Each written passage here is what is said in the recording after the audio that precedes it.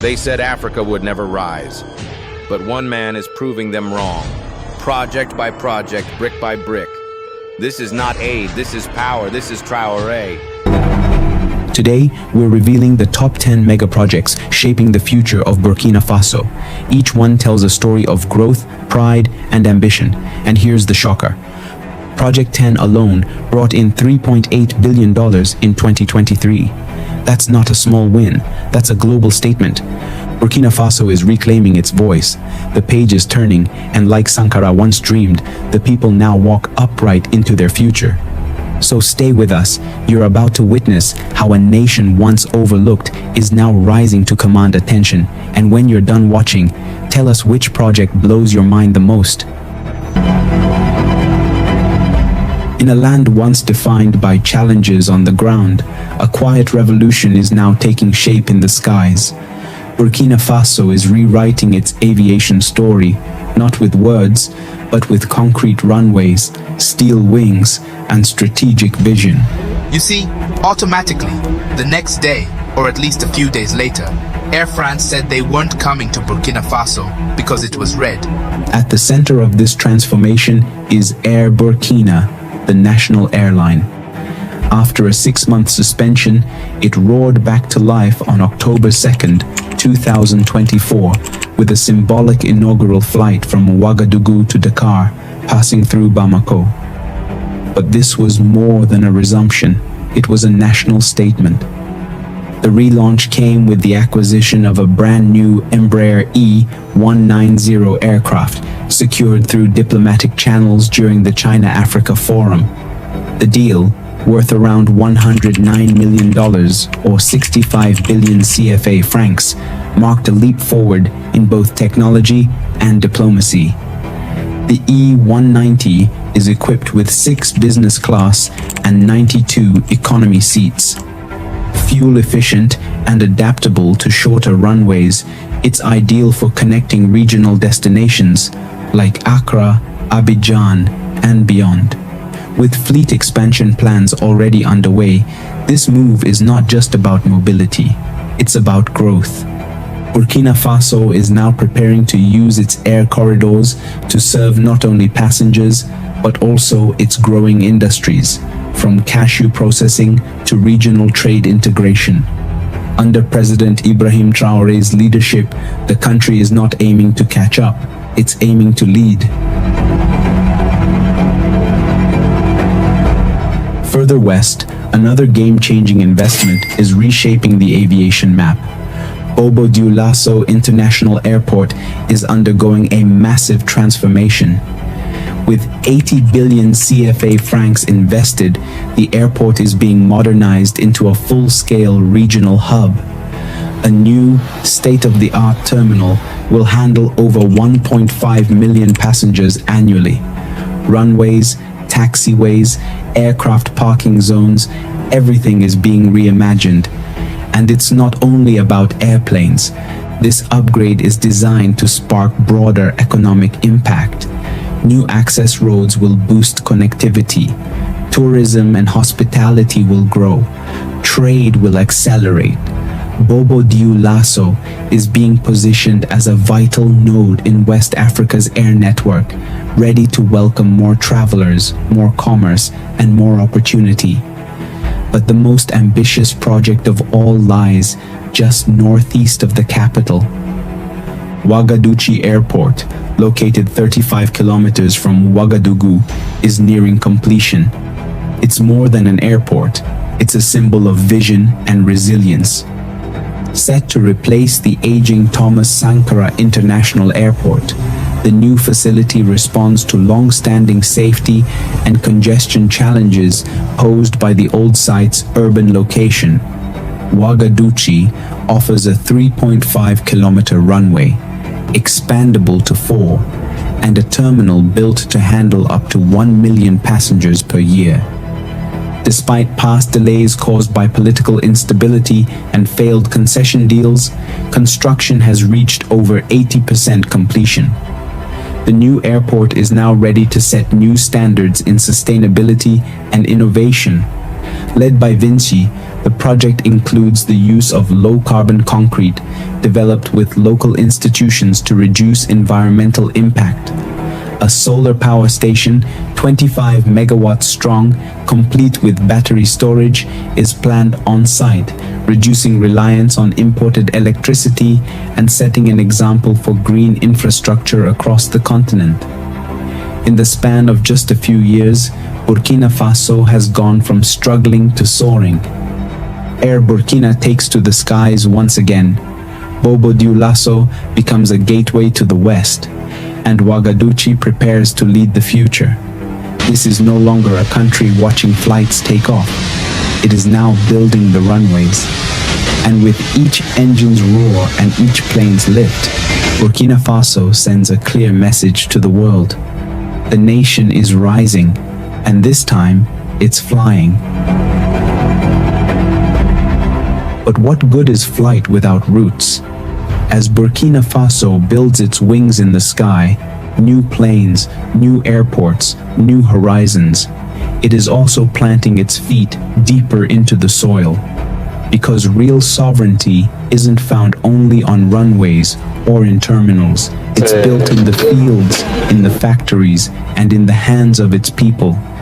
Captain Ibrahim Traoré understands this, that while Air Burkina connects the nation to the world, it's the strength of what's made at home, cashews, tomatoes, tractors, and tools, that determines whether the country can truly stand on its own. And so, even as jets rise above Ouagadougou, another kind of revolution is rising below, one rooted in the land, powered by labor, driven by dignity.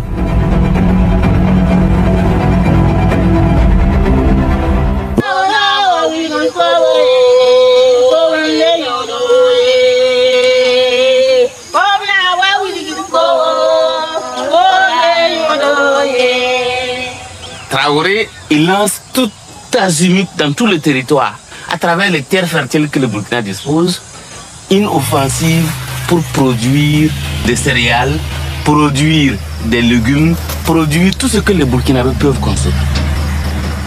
Et donc, du coup, aujourd'hui, on a des produits sur lesquels le Burkina est autosuffisant. Tout de suite, il y a une adhésion des paysanneries.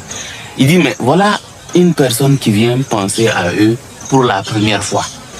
Burkina Faso is no longer waiting for solutions to come from abroad. It is building its future, rooted in its own land, powered by its own people.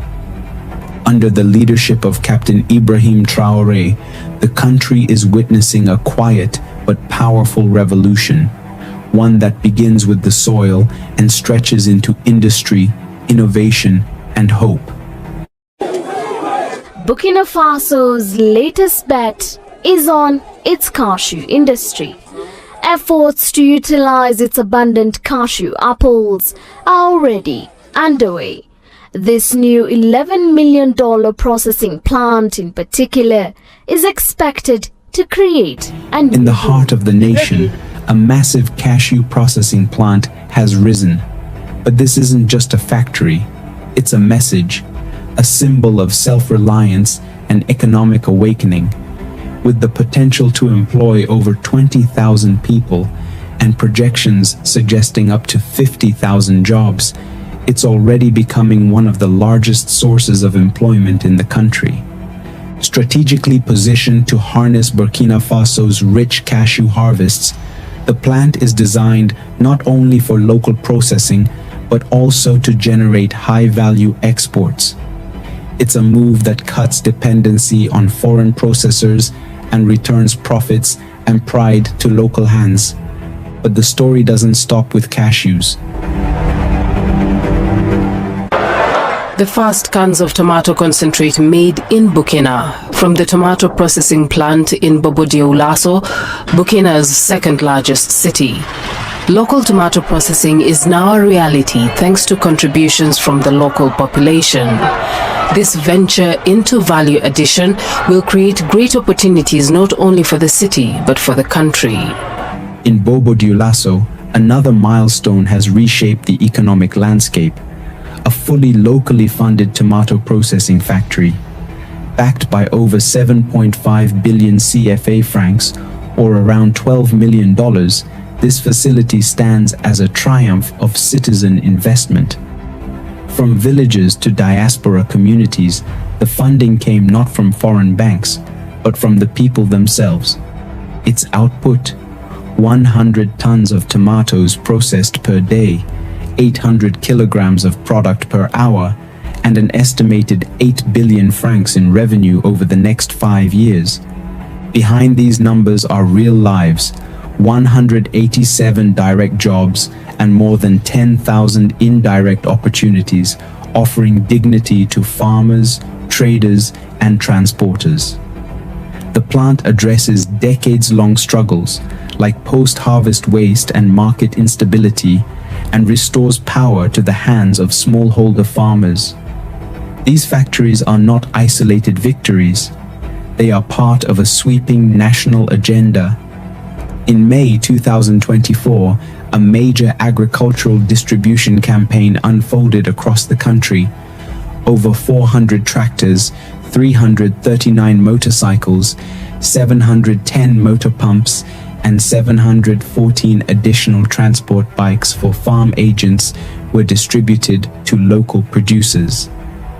It was part of the Agro-Pastoral Offensive 2023 to 2025, a plan backed by over 78 billion CFA francs in investment.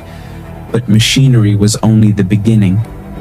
The government also delivered 10,000 tons of fish feed, nearly 69,000 tons of fertilizer, 10,000 liters of phytosanitary products, 18,000 tons of vegetable seeds, 2,300 tons of feed seeds, and 10,000 tons of animal feed. These were not donations, they were tools of liberation, meant to make Burkina Faso food secure, productive, and sovereign. To support the next generation of farmers, the president launched the Agro-Civil Pastoral Technology Incubator Project in Barcé. Every student in the program received 2 hectares of land, water access, seed supplies, and equipment. This wasn't charity, it was preparation for a future led by young Burkinabé determined to feed their nation with their own hands. And in March 2025, that vision went further. A $200 million training initiative was launched, targeting 8,000 youth with agricultural training. In its first phase, 20,000 participants were enrolled in intensive sessions with a promise of land and support to start their own ventures after graduation. These stories, from factory floors to tomato fields, from tractors to training centers, are part of a single movement. Burkina Faso is shifting from survival to strategy, from dependence to independence, from raw potential to real productivity. This is not foreign aid, this is homegrown power. But no revolution survives without a system to sustain it. Burkina Faso isn't just growing crops and building factories, it's now unlocking capital to fuel them. What began in the fields is reaching the finance halls. What was once planted with hands is now protected with policy. Because for the cashew worker to rise, the trader must access credit. For the tomato processor to scale, a bank must say yes. For youth trained in agro centers, there must be seed money, literally and financially, and that's where the next phase begins.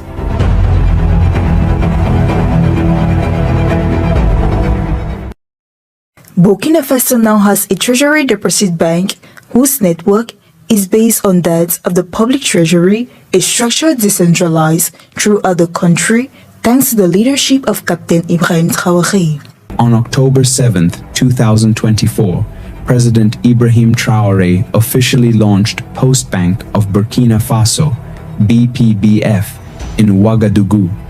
A vision born in 1988 had finally taken form. Built with an initial capital of 15 billion CFA francs, or roughly $25 million. But this is more than a bank, it is a bridge. a bridge to financial inclusion for youth, women, farmers, and small businesses, groups too often left behind by traditional banking systems. BPBF isn't built for profit alone, it's built for participation. From savings accounts to microcredits and SME financing to digital banking access, the Post Bank is tailored to meet real needs in real communities. In urban streets and rural villages, BPBF is opening doors, empowering households, and breathing life into local economies. Yet even as Burkina Faso builds for the future, it's also caring for those who carried the past.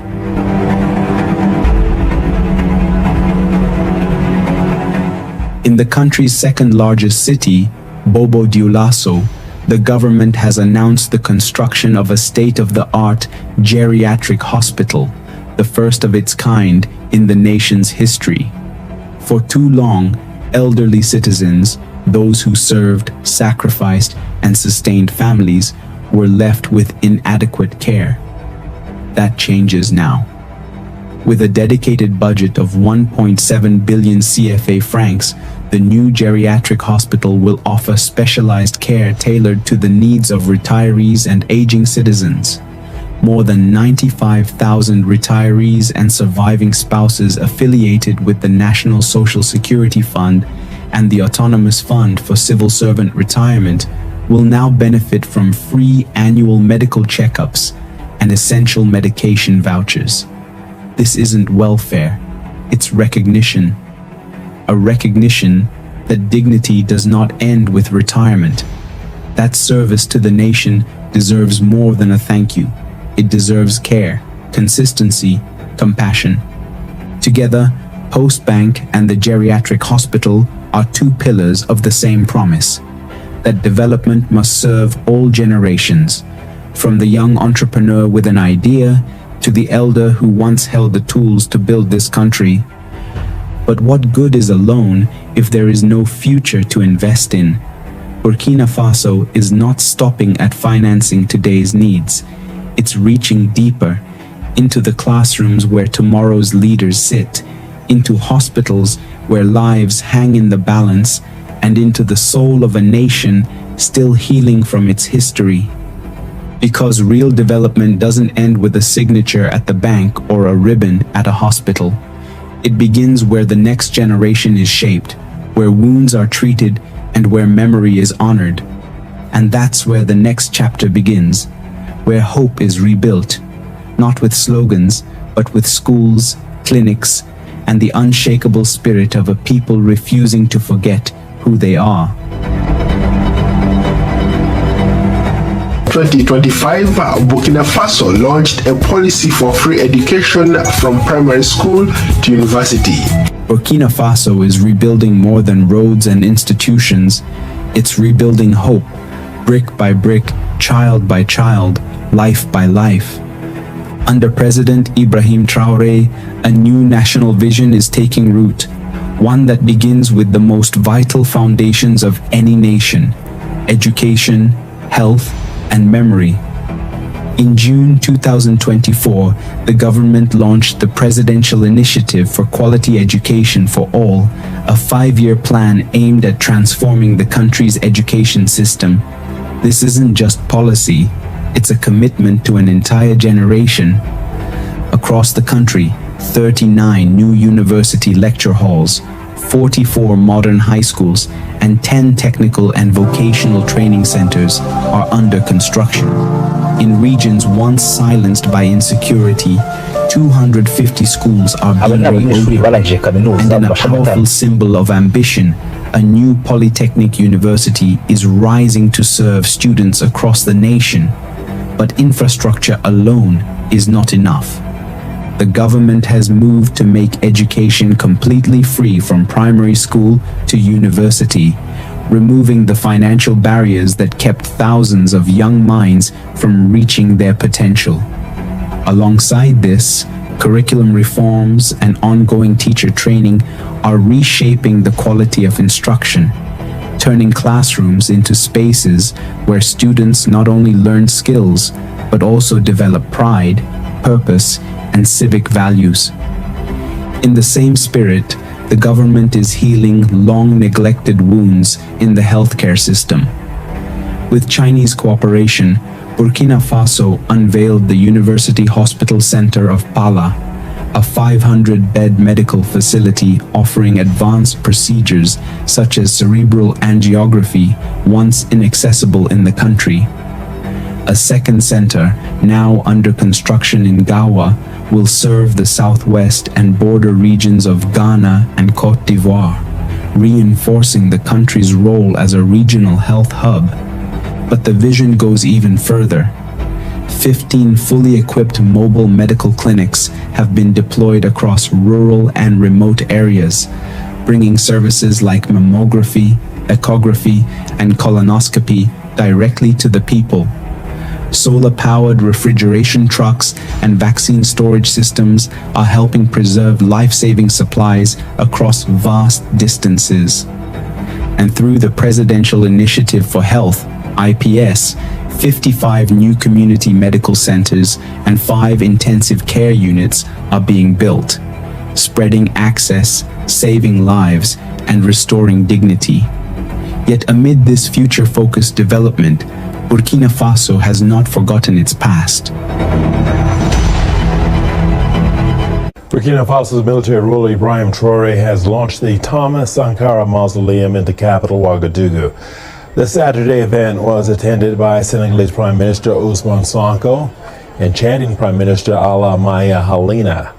The mausoleum is a commemoration of former Burkinabe President Thomas Sankara, who ruled the country from 1983 to 1987 and was credited for improving the country's development and growing its economy while relying less on outside help. In the heart of Ouagadougou, a monument is rising, not in memory of power, but in honor of purpose. The Thomas Sankara Museum, commissioned by President Traoré and designed by renowned architect Francis Kéré, stands on sacred ground, the very place where Sankara and his comrades were assassinated in 1987. It spans 9,760 square meters and is crowned by an 87-meter tower symbolizing the spirit of Sankara's ideals: self-reliance, justice, and unity. As visitors ascend its spiral ramp, they retrace the path of revolution, challenging yet uplifting, until they reach a panoramic view of the capital. There, they will also find a restaurant shaped like Burkina Faso itself. Workshops, a media library, and open green spaces surround the site, reflecting Sankara's dreams of universal education, sustainable farming, and equality. It's more than a museum. It's a living classroom, a tribute, a promise that Burkina Faso will not bury its heroes, it will build with them. This is a nation reclaiming its voice through its schools, its hospitals, and its monuments, not through aid, but through action, not by forgetting the past, but by building a future worthy of it. This is not the Burkina Faso the world once knew. This is the Burkina Faso that believes in itself, in its youth, and in a future no longer written by others. The foundation is laid. Now, the nation rises. But the future cannot live only in textbooks and clinics. It must also walk the streets. It must have a home, because education means little if students sleep on the floor of crowded shelters. Healthcare cannot thrive if families are lost between villages and cities, and memory fades without a place to gather, to cheer, to dream. That's why Burkina Faso's transformation had to move beyond institutions and into the heart of its cities. Where there was once displacement, now there is shelter. Where there was once dust and silence, now there is concrete, grass, and sound. The streets are changing. The skyline is shifting. And from the foundations of homes to the roar of stadiums, a new rhythm is rising.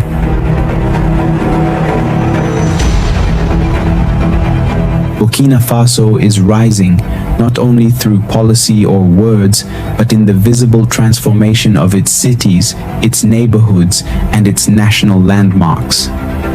From the capital to the countryside, his administration is building not just for today, but for generations to come. One of the most pressing challenges has been the displacement of thousands of Burkinabe due to insecurity.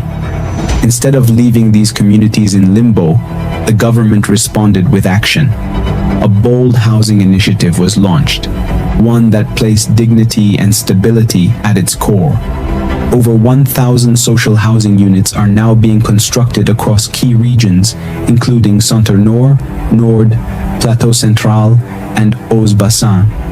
Backed by an investment of more than 5 billion CFA francs, these homes are not just walls and roofs, they are safe beginnings, where families can rebuild their lives with hope. But this is only one part of a larger vision. Traoré's government is also reimagining the urban landscape. Roads once broken are being rehabilitated. New routes are being constructed to ease mobility and connect forgotten corners of the country. Public spaces, parks, walkways, and community hubs are being restored to breathe life into cities and to make them not only livable but uplifting. This commitment to infrastructure is echoed in one of the nation's most iconic landmarks, Stade du 4 Août, or the August 4th Stadium in Ouagadougou. More than concrete and seats, this stadium is a living monument to Burkina Faso's revolutionary heartbeat. It bears the name of the date when, in 1983, Thomas Sankara led a transformative revolution that forever changed the country's path. With a seating capacity of 35,000, it is the proud home of Les Étalons, the national football team. It is where voices rise in unison, where hope is cheered, and where unity is felt, not just seen. But time had worn its walls. The stadium needed more than maintenance, it needed renewal. Under President Traoré's directive, the stadium underwent a sweeping renovation. Spectator seating was upgraded for comfort. The pitch was rebuilt to meet international standards. A new lighting system and digital scoreboard were installed, enabling night matches and high-quality live broadcasts. Athlete facilities, including changing rooms and VIP lounges, were completely refurbished. Security was strengthened, accessibility was enhanced. From housing the vulnerable to reviving historic grounds, the country is not standing still. It is being rebuilt with purpose, one home, one road, one stadium at a time.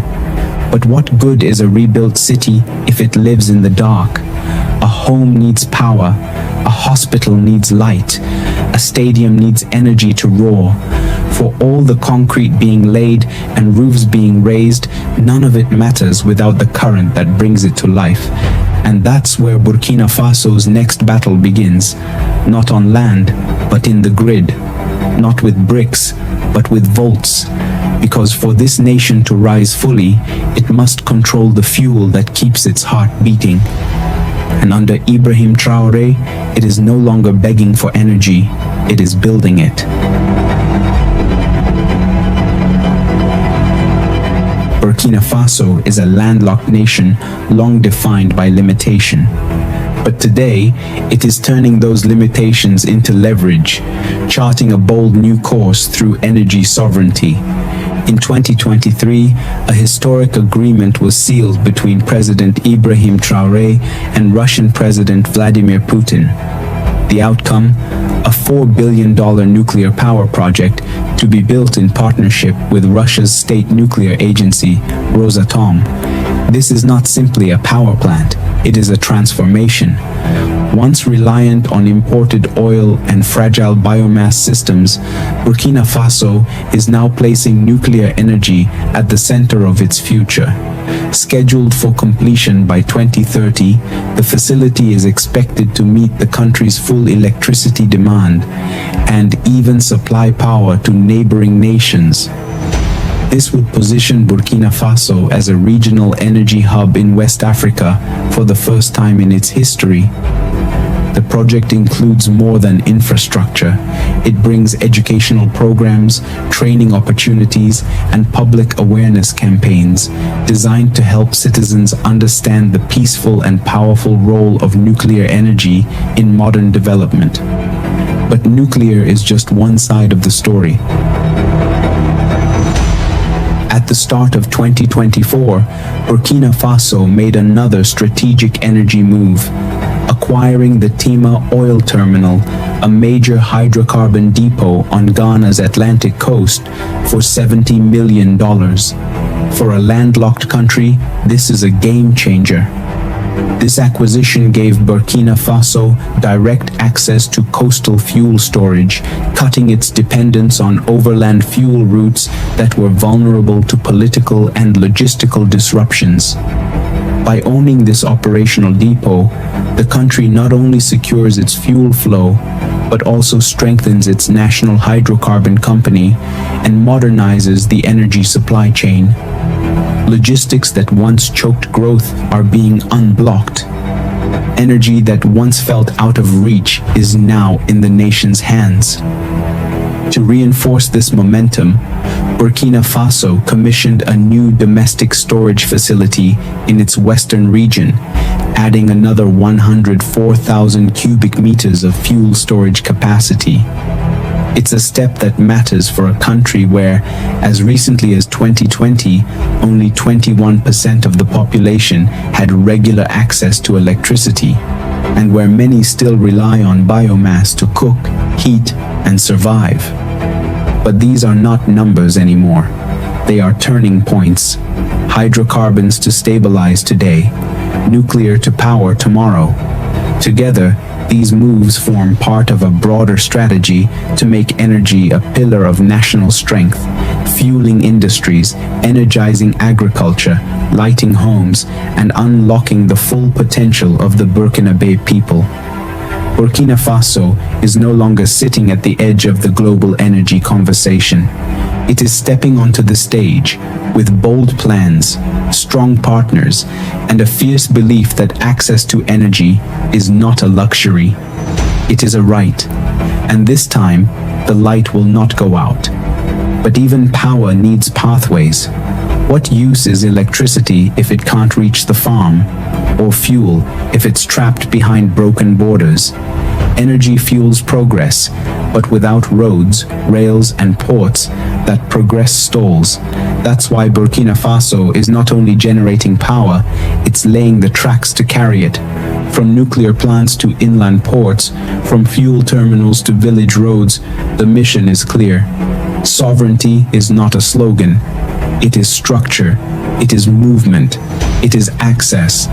And now, the ground is shaking, not from instability, but from machines, from ambition, from the sound of a nation building its way forward.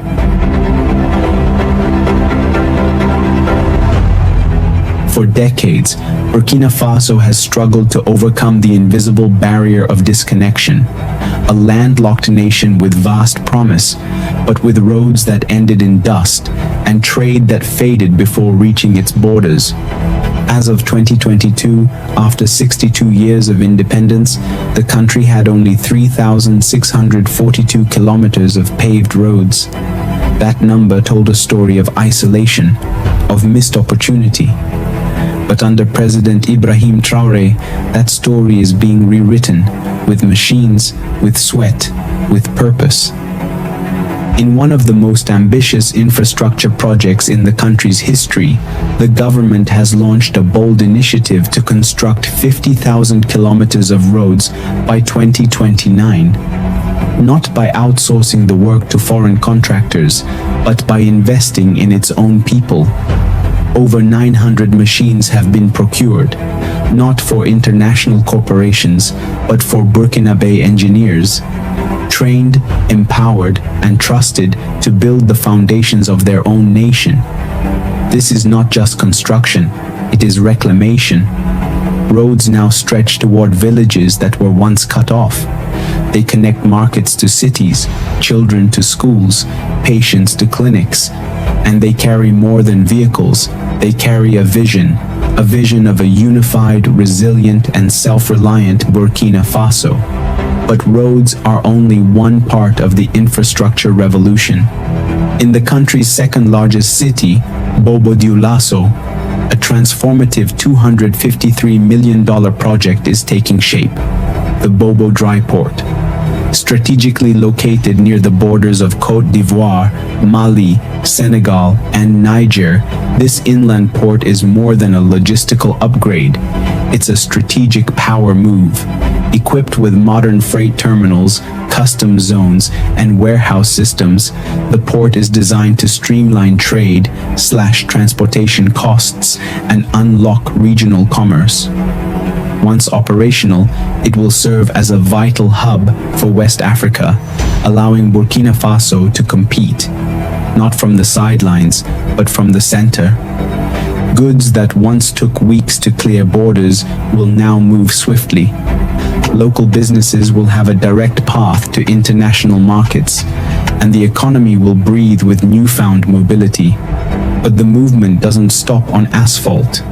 Enter Faso Rail, a national rail network with one audacious goal: to connect all 45 provinces of Burkina Faso through a single modern railway system. This is not just a rail project, it is a blueprint for unity. Faso Rail will carry more than cargo, it will carry possibility, reducing the cost of domestic trade, improving food distribution, driving industrial growth, and knitting the country together in steel and speed. Together, these projects, roads, rails, and ports, form the backbone of a new Burkina Faso. A nation no longer waiting for access, but building its own pathways. From dusty paths to engineered highways, from landlocked limits to inland gateways, from scattered provinces to a nation united by tracks. Burkina Faso is moving, not slowly, not quietly, but with the roar of engines and the pulse of ambition. And as the first trains roll, the first goods clear customs, and the first child walks to school on a paved road, one truth becomes clear. This is not just infrastructure. This is independence. But what good are roads if they lead to factories owned by others? What use are ports if they only receive foreign goods? Or trains if they carry nothing made at home? Burkina Faso knows infrastructure alone is not enough. Sovereignty must be built into every brick, stitched into every thread, and poured into every mold. It must be felt not only in how the nation moves, but in what it makes. And now, with cement, cotton, and culture, a new revolution is underway, one that doesn't borrow identity, but manufactures it.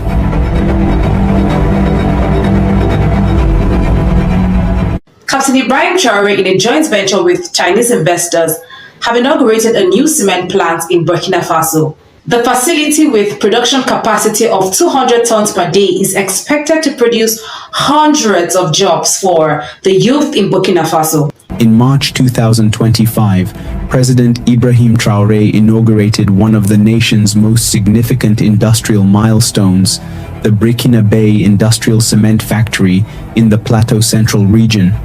A joint venture with Chinese investors, the plant marks a new chapter in Burkina Faso's industrial rise. With a daily production capacity of 1,000 tons, the facility isn't just a cement factory, it's a statement that the country is done importing what it can build itself, that it will no longer wait on foreign contractors to shape its cities, its roads, or its future. Spanning over 12.5 hectares, the factory operates with cutting-edge technology and a strong commitment to sustainability, recycling used cement bags and integrating renewable energy into its operations. It has already created hundreds of jobs and injected momentum into the national economy, but concrete is not the only foundation being laid. Burkina Faso, is also building the fabric of identity, literally. In a groundbreaking move, President Traoré launched the Force National Support Center for Artisanal Textile and Garment Production. As the largest cotton producer in Africa and the 10th largest globally, Burkina Faso is transforming its raw resources into finished power. The result? Every police and military uniform is now produced locally. No more imports, no more outsourcing. A nation dressed by its own hands. But this shift runs deeper than clothing. It reaches into the heart of culture. In courtrooms across the country, colonial-era European wigs are gone. Lawyers now wear traditional African attire, bold, dignified, and rooted in history. In classrooms, school children wear Faso Danfani, the iconic national textile. Introduced by a 2023 presidential directive, it symbolizes pride, unity, and independence. And in the markets, one thing is missing: second-hand clothing.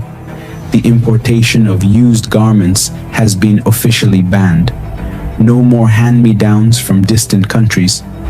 Burkina Faso is choosing to wear itself with pride. These are not surface changes. They are signals of a nation refusing to be dressed, fed, or built by others.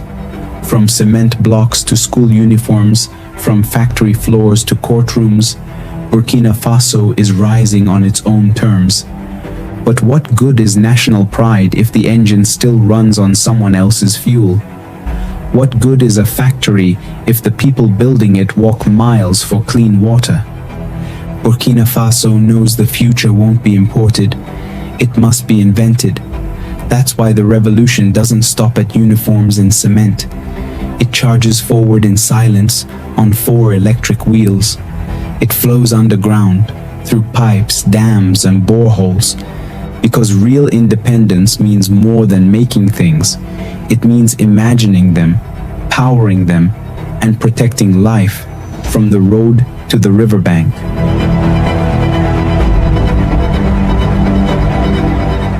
On to Burkina Faso now. There's an interesting story of success from the auto sector there, specifically the release of a new electric vehicle produced by a local manufacturer is being hailed as an interesting move for a country that's been more... In a quiet workshop in the upscale district of Ouaga 2000, something revolutionary was born. Itao, the country's first fully indigenous electric vehicle. Engineered entirely by Burkinabe talent, Itao isn't just a car, it's a national milestone. With a range of 330 kilometers on a single charge and the ability to recharge in just 30 minutes, Itao is built for more than convenience. It's built for resilience. Whether navigating city streets or reaching remote rural roads, this vehicle is redefining mobility on African terms. The Itao brand launched 2 flagship models, the Native and the SAF, both sleek, smart, and solar-ready. Equipped with GPS, Bluetooth, and renewable charging capabilities, they represent a future not imported, but imagined, built, and driven from home. But Burkina Faso's revolution isn't limited to the road. It flows beneath the surface, in water, in health, in survival. In partnership with the African Development Bank, the country has launched a $48 million National Water and Sanitation Initiative. It's not a headline, it's a lifeline. Across rural villages and underserved towns, 60 potable water systems are being built or modernized. Over 110 high-capacity boreholes are being drilled. More than 13,500 family toilets are under construction. These changes will directly improve the lives of over 500,000 Burkinabe. This isn't charity, it's strategy, a vision to achieve universal access to drinking water and sanitation by 2030. But water is more than hygiene. It's also food, it's income, it's power. At the Samendeni Dam, a new fish stocking operation is underway, aiming to produce up to 70,000 tons of fish annually. That means jobs, that means meals on the table, that means hope in regions that have long waited for it. Together, these efforts, electric innovation above ground and water security below, form the arteries of a new Burkina Faso. But what good is clean water and electric cars if the wealth beneath your feet still belongs to someone else? Burkina Faso has powered homes, lit roads, and quenched thirst, but true liberation means owning what lies deepest: its minerals, its markets, its meaning. Now the ground itself is speaking, not with silence, but with gold. Because a nation that builds its future above must also reclaim the treasures below. And under President Traoré, Burkina Faso is no longer trading its inheritance for crumbs. It's smelting it into power, into policy, into pride.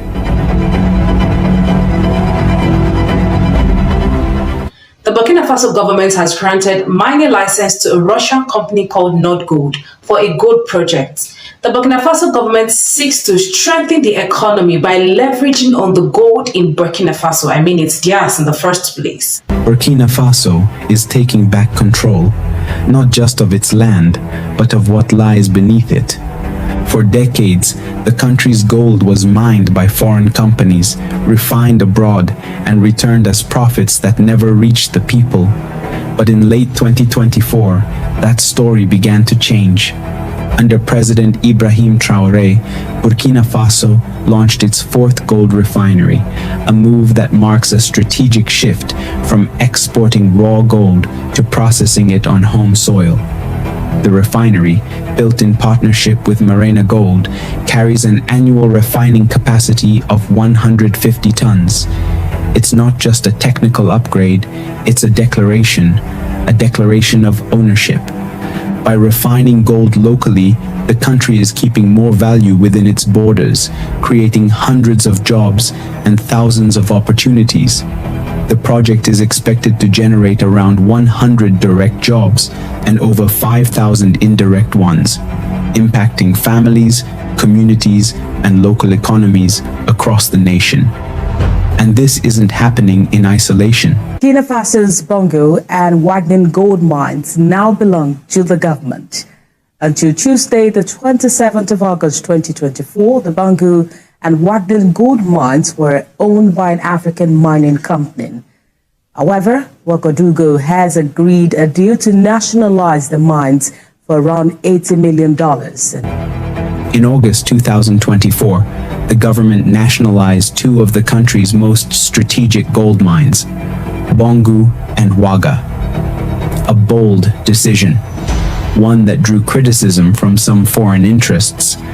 But to the people of Burkina Faso, it was justice. In 2023 alone, the country produced approximately 58.3 tons of gold, earning $3.8 billion in export revenue. That gold now will begin to flow through Burkinabe hands, through Burkinabe refineries, toward Burkinabe futures. But even more quietly, a deeper shift is taking place. Burkina Faso's Bongo and Wagnin gold mines now belong to the government. Until Tuesday, the 27th of August 2024, the Bongo and Wagnin gold mines were owned by an African mining company. However, Ouagadougou has agreed a deal to nationalize the mines for around $80 million, and Devil Mining would agree to sell Bongo and Wagnin. In a move that turned heads across the West, Burkina Faso granted a gold mining permit to Russia's Nord Gold. It wasn't simply a business deal, it was a signal of realignment. The government is deliberately stepping away from traditional Western partnerships, many of which were tied to colonial legacies, and instead forging alliances that serve national interests. The deal with Russia coincided with the re-establishment of the Russian embassy in Ouagadougou after 31 years of closure. At the same time, French troops were ordered to leave. Operation Sabre, the last military footprint of France in the region was officially ended. And in one of the most symbolic gestures yet, the government dropped French as the country's official language, elevating local languages to promote unity and reclaim cultural pride. The creation of a national gold reserve, along with the establishment of the state-run mining company Société de Participation Minière du Faso, further cements the country's course. This is no longer a nation waiting for development. This is a nation designing its own destiny. Burkina Faso isn't simply mining gold, it's mining dignity, it's reclaiming value, and it's breaking from the past with fire and steel. Burkina Faso is not waiting for inclusion to come from outside. It is building it from within. Finance for the underserved, healthcare for the forgotten, a future that honors everyone who walks its soil. This is not just progress, this is purpose. Watched Africa kneel for decades, but today we stand. These projects are not just concrete and steel, they are proof. Proof that we don't need permission to rise. The revolution is being built, one vision, one project, one leader at a time, and we will not stop.